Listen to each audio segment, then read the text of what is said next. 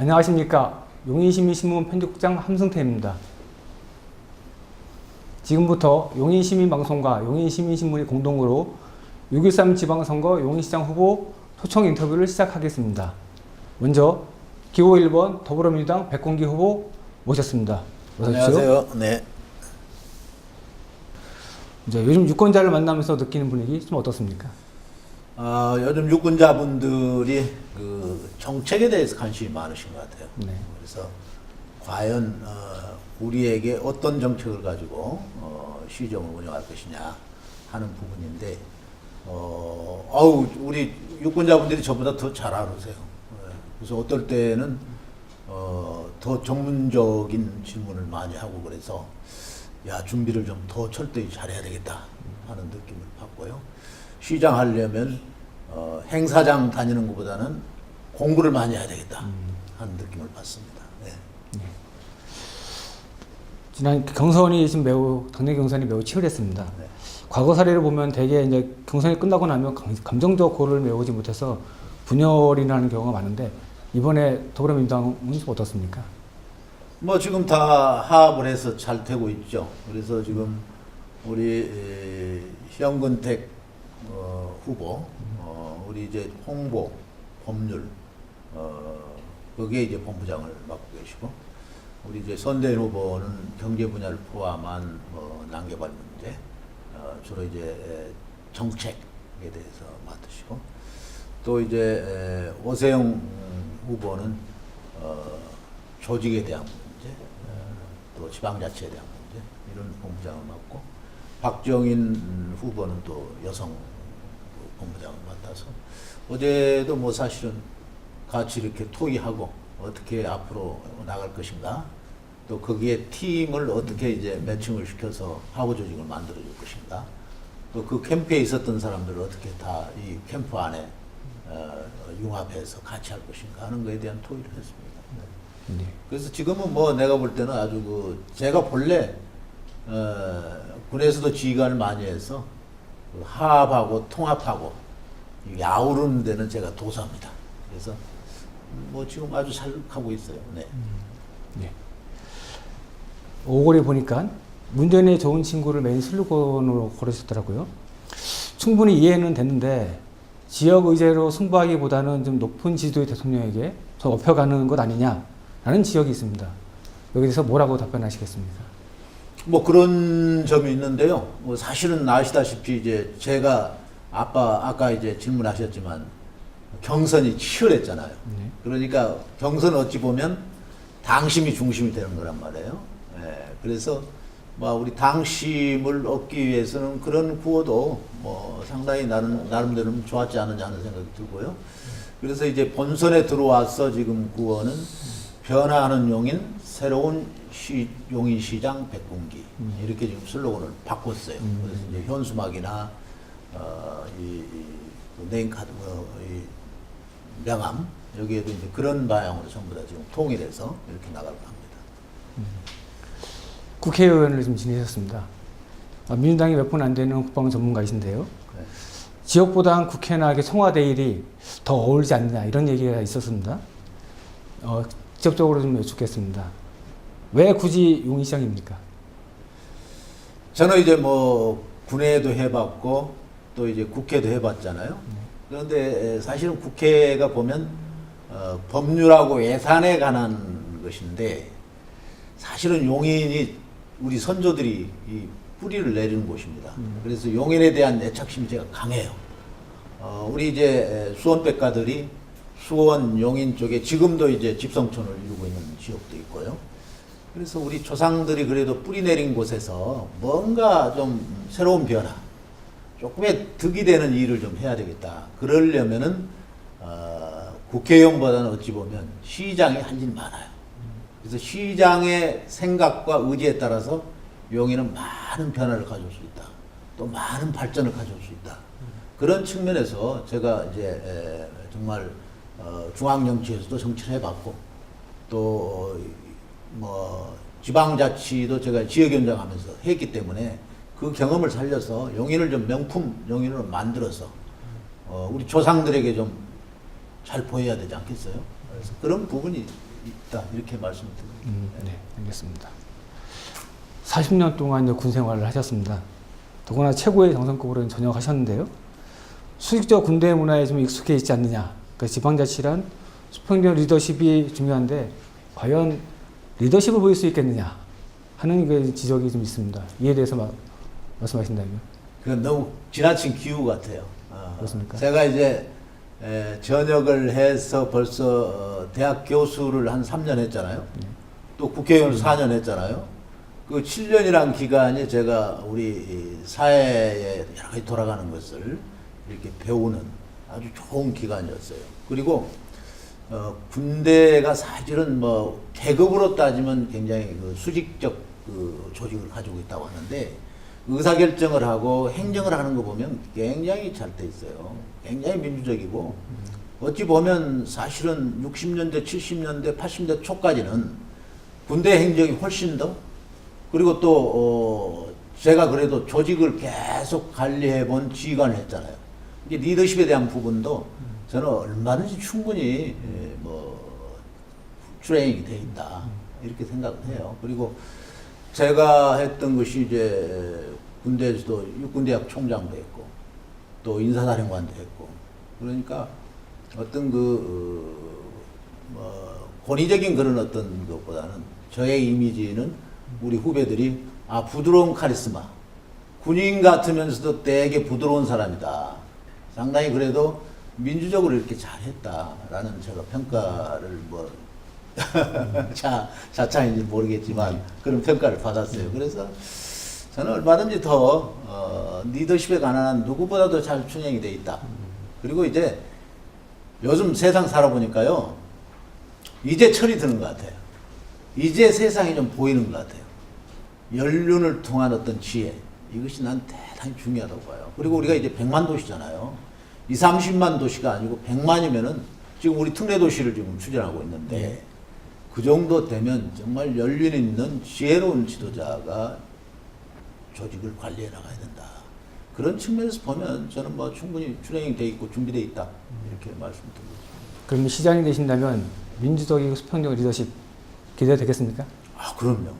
이 군대 문화도 이제 정말 수직적인 문화가 아니에요. 요즘 뭐 젊은 장교들이요, 지휘관 혼도 내고 그래요. 그래서 지금 이제 군에서의 옛날 독선적인 그런 그거는 이제 통하지 않습니다. 제가 이제 군대 생활하면서 가장 중요시했던 게 내가 진보적 성향을 좀 가지고 있어요.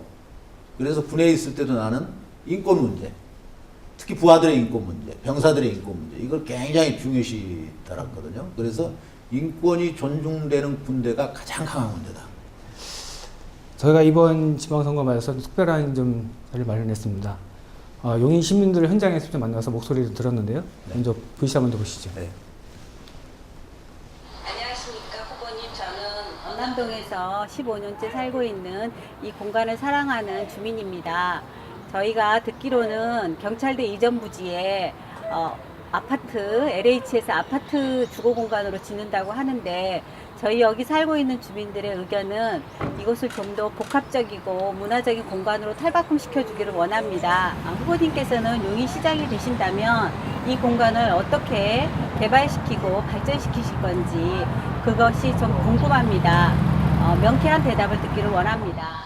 네. 자, 경찰대학교 부지를 어떤 공간으로 변화시키겠습니까? 라는 질문인데요.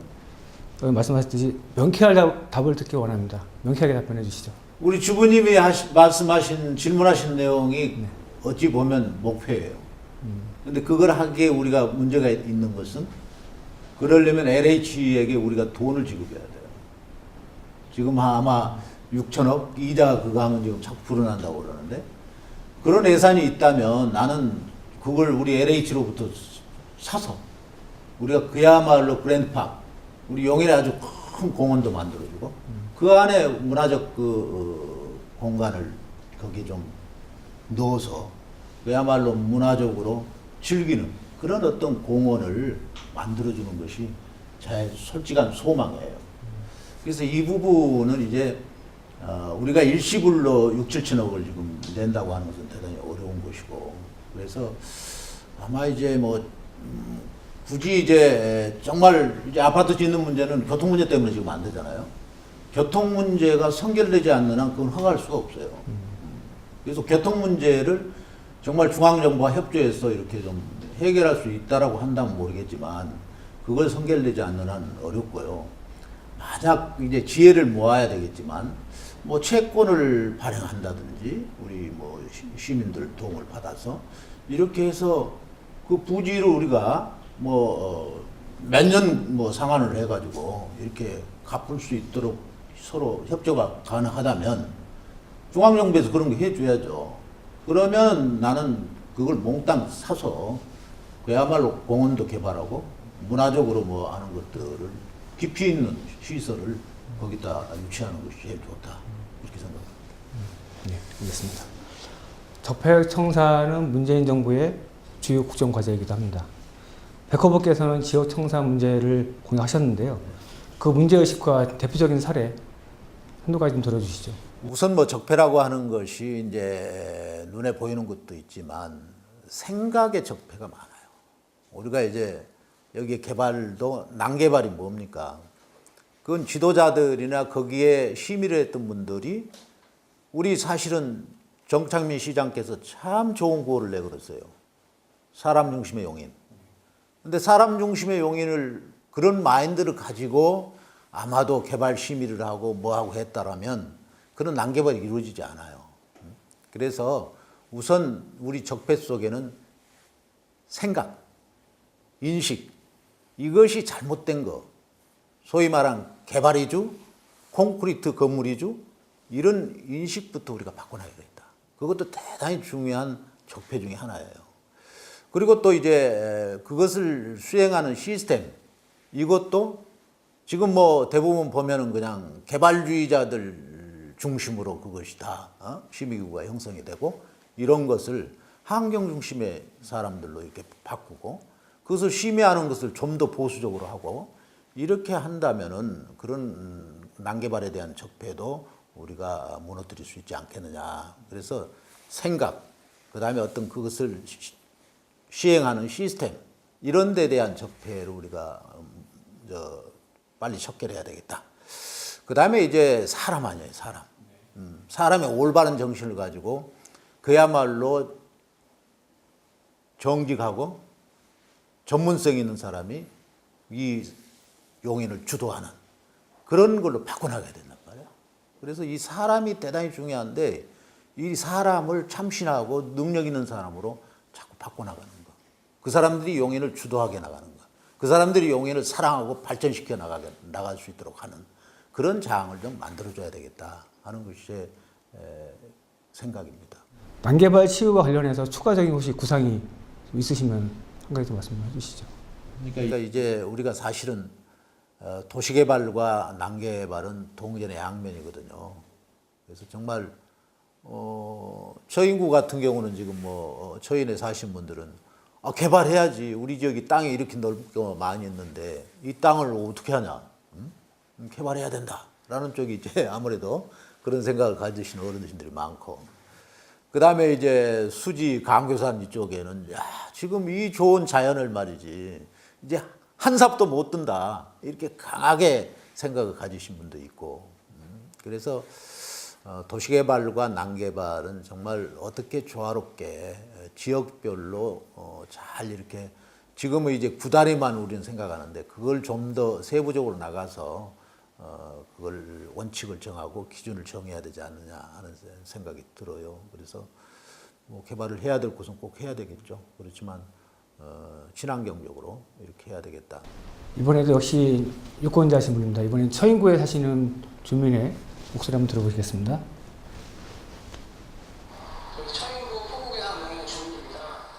시장 후보님들한테 질문을 드릴 게 있는데 그 수서, 광주, 에버랜드 간 복선 전철을 지금 이후 계획이라고 그렇게 말씀을 하셨는데요. 지금 이 계획은 사실상 지금 국토부에서는 3차 구축망, 철도 구축망 계획에도 포함이 되어 있지 않고 또 수서에서부터 광주까지도 지금 착공이 안 들어간 상태잖아요. 근데 이런 부분들을 어떻게 언제쯤 이룰 수 있는 건지, 착공을 할 수 있는 건지, 또 이게 실현 가능성이 있는 공약인지 좀 여쭙고 싶습니다. 자, 질문에 답해 주시죠. 저는 사실은 뭐 충분히 이건 해야 돼요, 반드시.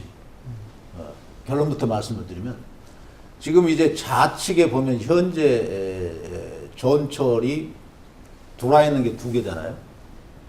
분당선하고 신분당선. 그다음에 앞으로 이제 그간 서야 될 게 인도본선하고 그다음에 이제 그 분당선의 연장 문제 이런 것들이 개혁이 되어 가지고 지금 한 4개 정도가 우리 지역을 지금 서쪽은 흘러갈 계획이거든요. 근데 동쪽은 지금 아무것도 없잖아요. 그래서 동쪽 처인구 쪽이 정말 전철의 맛을 못 보는 그야말로 사각지역이 된단 말이에요. 그래서 이 부분은 어떤 뭐 어려운 난관이 있더라도 반드시 해내겠다 하는 말씀을 드립니다. 그래서 수서 에버랜드 간에는 이미 확정이 되어 있는 것이고 그 다음에 이제 수서 에버랜드에서 저는 한 수 더 나가서 우리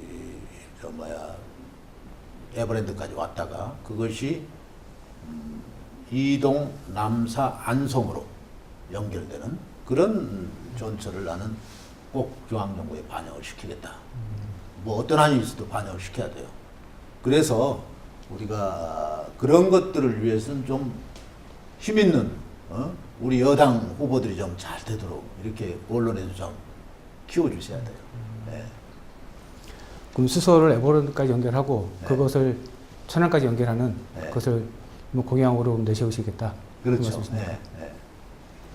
알겠습니다. 그래야 저기 지금 남사가 이제 보통이 아니잖아요. 그게 동탄하고 가까워지면서 그게 GTX가 서고 그러잖아요. 그러면 거기에 동부 쪽에 있는 분들이 전철을 타고 동탄의 GTX를 탈 수 있는 그런 걸 만들어줘야 되거든요. 서부 쪽은 이제 구성에서 이제 구성까지만 우리가 대중교통수단을 계속 연결해주면 구성에서 이제 동탄까지 가는 데는 아마 5분도 안 걸릴 거예요. GTX 타면. 그러니까 그렇게 해서 우리 용인 전체가 소위 말한 격자형 도시철도 완벽한 격자는 아니지만 종으로 연결되고 그 다음에 행으로도 이렇게 경전철 포함해서 하나 정도를 더 해서 행으로도 이렇게 연결되면 하나의 우리 용인이 그래도 서울과 비슷한 그런 격자형 도시철도를 기대할 수 있지 않겠느냐. 그걸 하기 위해서라도 동쪽에는 반드시 한축선이 흘러가야 된다. 많이 나왔으니까 경전철 관련해서 좀 질문하도록 하겠습니다. 경전철 개통 이후 2017년 말 기준으로 하루 평균 탑승객이 3만 명이 채 안 됩니다. 여전히 그동안 꾸준하게 늘어나고 있지만 그 증가세도 둔화되고 있고요. 그러면서 수백억 원의 적자를 계속 메우고 있습니다. 이 적자 감소를 위한 특단의 대책이 좀 필요할 것 같은데 혹시 이런 대책이 좀 갖고 계신 게 있는지 말씀해 주십시오. 우선은 경전철을 더 탈 수 있도록 이제 해드려야 되잖아요. 근데 이제 경전철이 하천을 쭉 따라가다 보니까 사실은 우리 버스하고 연계가 전혀 안 돼요. 그리고 버스 노선 자체를 그쪽으로 연결시키려고 하는 노력도 내가 볼 때는 부족한 것 같고 특히 마을버스 같은 거. 그래서 교통수단으로서 경전철과 버스를 잘 연계하는 그런 어떤 시스템을 만들어줘야 될 것 같고요. 두 번째는 아까도 말씀드렸지만 서쪽은 구성역하고 또 뭐 흥덕역까지를 포함해서 흥덕 구성역하고 연결해주고 동쪽은 수서하고 에버랜드 그쪽 전철을 연결해주면 상당히 그 전철을 타고 여기까지 올 수 있는 그런 메리트가 생기지 않느냐 하는 생각이 들고요. 그 다음에 저는 개인적으로 어차피 이 경전철이 어찌 보면 지금 대한민국에 3군데밖에 없잖아요. 그러면 이것도 상당히 하나의 투어감이 돼요. 그렇잖아요. 그래서 아예 그냥 이건 뭐 삼성하고 아직 뭐 제가 협의는 안 해봤습니다만은 제가 되면 이거 아주 우선적으로 아예 그냥 에버랜드에 지금 주차장 쪽만 가도록 되어 있는 걸 맵에서까지 집어넣는 거예요. 그래서 우리가 지금 에버랜드 가면 티켓 사잖아요. 어느 코스 뭐 이렇게 하잖아요. 그때 판매할 때 아예 경전철 투어 코스를 거기다 집어넣어 버리는 거예요. 그래서 완벽한 투어 코스의 하나로 그걸 매칭을 시켜주면 충분히 난 승산이 있다고 보거든요. 그리고 이제 그것을 소위 말한 광고라든지 이런 것들도 우리가 좀 기회를 모아서 그런 브랜드 가치를 좀 높여주고 이렇다고 한다면 저는 충분히 이것이 현재는 암적인 존재인데 앞으로는 이것이 효자 노릇을 할 수도 있겠다라는 생각을 해요. 그리고 지금 우리 기용호수가 너무 아름답잖아요. 그래서 기용호수가 지금 뭐 대통령 공약사에도 나와 있고 그러니까 기용호수는 우리 굉장히 아주 앞으로 전망이 좋기 때문에 그런 것도 연결을 해주고 네. 그래서 아마 경전철이 효자 노릇 할 때가 오리라고 저는 봅니다. 네. 네, 알겠습니다. 다른 질문 좀 드리도록 하겠습니다. 정찬민 후보 상대당인데요. 그 4년을 좀 평가해 주시죠. 잘했다고 생각하는 것, 그리고 이건 정말 잘못했다라고 생각하는 것, 각각 한 가지씩만 좀 들어주시죠.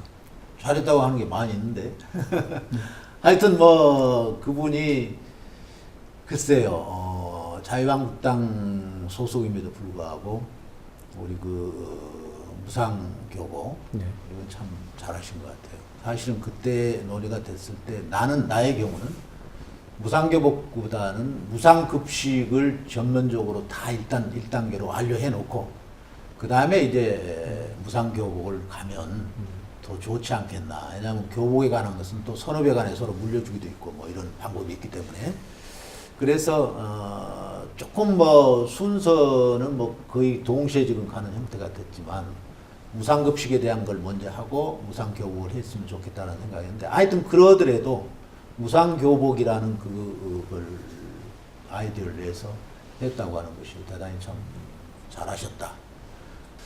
그 다음에 뭐 잘못한 거. 네. 이거 질문 받을 때마다 쑥스러운데 사실은. 있습니까? 정찬민 시장 내가 개인적으로 좋아해요. 좋아하는데 다만 그분이 이제 아마 직업병일 거예요. 언론사에 있다 보니까 그런 어떤 홍보 문제 이런 것이 지나치게 지혜가 많다 보니까 너무 과장된 홍보가 많았지 않느냐. 그래서 우리가 이제 부채 탕감 문제도 마찬가지예요. 부채는 분명히 채무제로. 채무는 제로됐죠. 그러나 부채는 그대로 남아 있잖아요. 근데 그때 아주 묘한 말로 빚 다 갚았다. 이걸로 그냥 전부 다 우리 용인을 그냥 다 도배했잖아요. 그러니까 지금 우리가 1년에 지금 한 4,500억씩이 지금 계속 경전철로에서 지금 우리가 세금으로 내야 되는 것들을 우리 지금 시민들 몰라요. 다 갚았으니까 이제 그거 뭐 우리 복지예산으로 주고 뭐 해야 되지 않느냐는 생각을 가지고 있거든. 그러니까 채무 제로를 너무 지나치게 부채까지 다 갚은 걸로 해서 빚 다 갚았다 하는 것이 조금은 너무 과장됐지 않나. 그 다음에 경찰대 이전 문제도 사실 알았을 거예요. 경찰대 그쪽에 도청이 그쪽으로 못 온다는 거 다 아는데도 불구하고 그때 프랜카드 아마 빚 다 갚았다 수준의 프랜카드가 붙었어요. 그게 어찌 보면 사실 낭비잖아요. 낭비잖아요.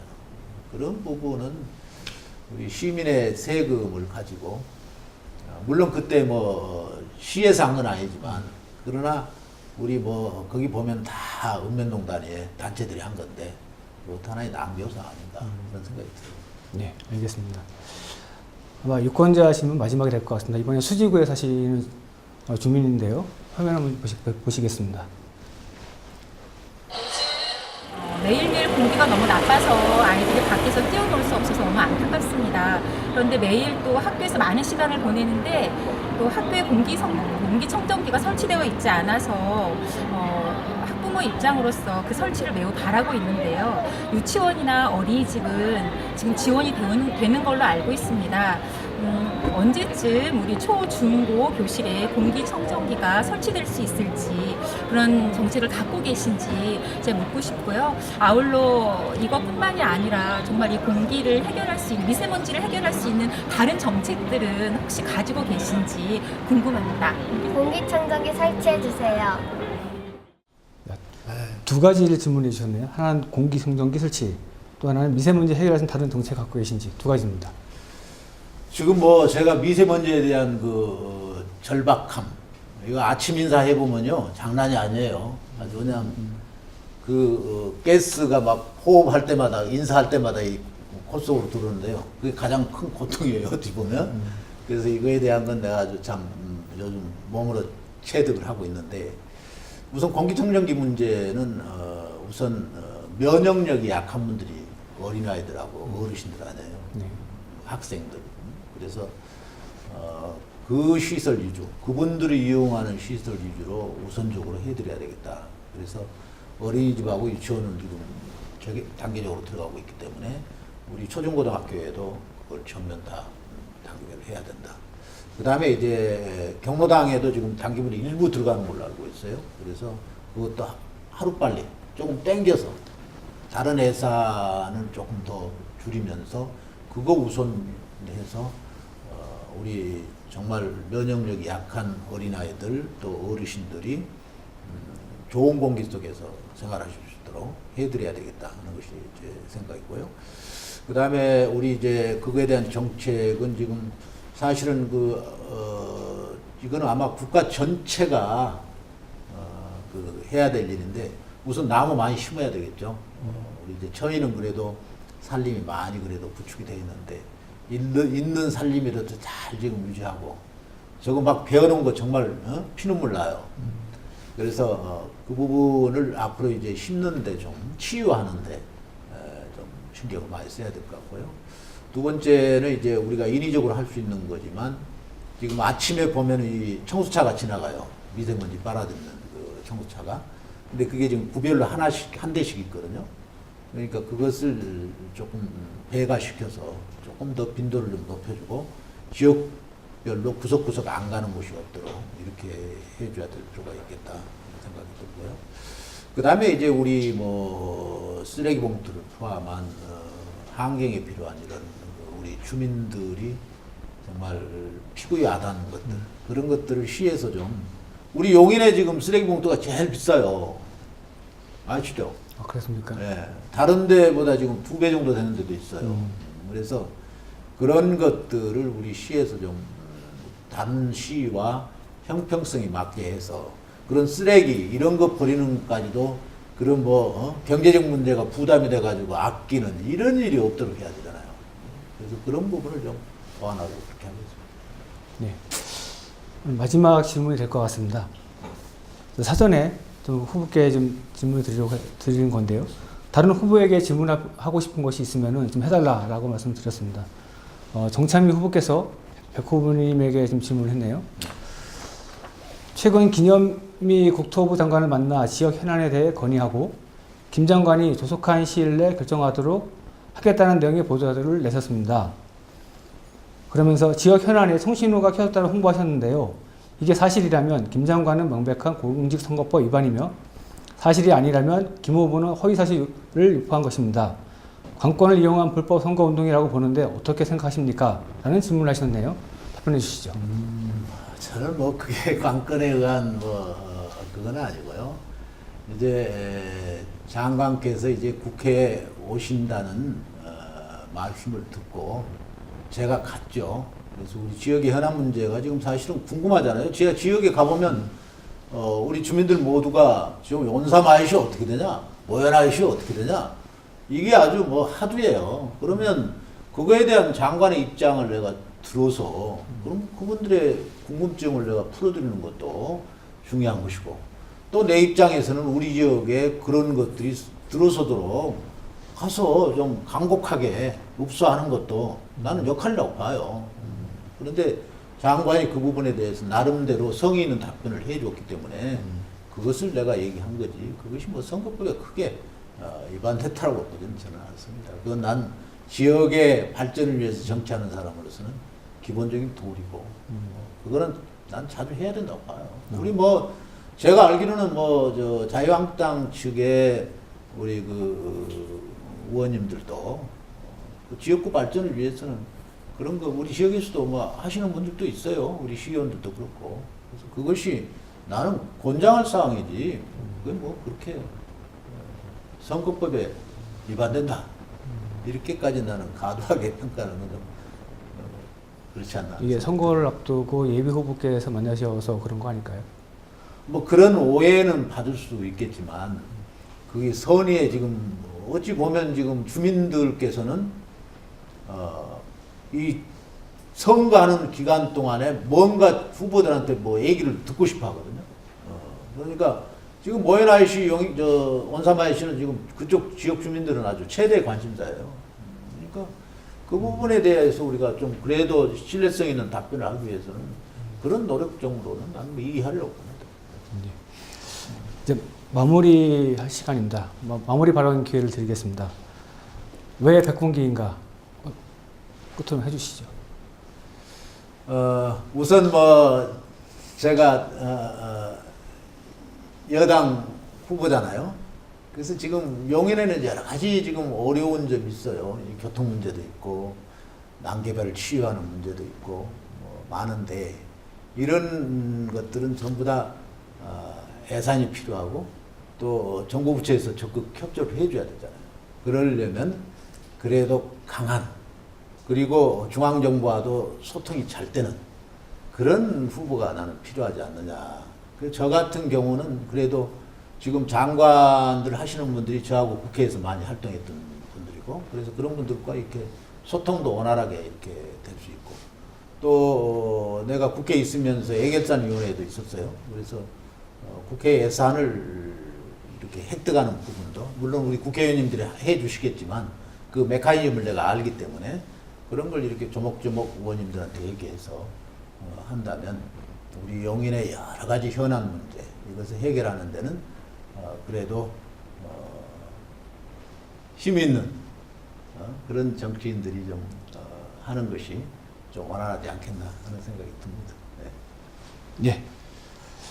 오늘 준비한 질문은 여기까지입니다. 오늘 나와주셔서 고맙습니다. 아유, 감사합니다.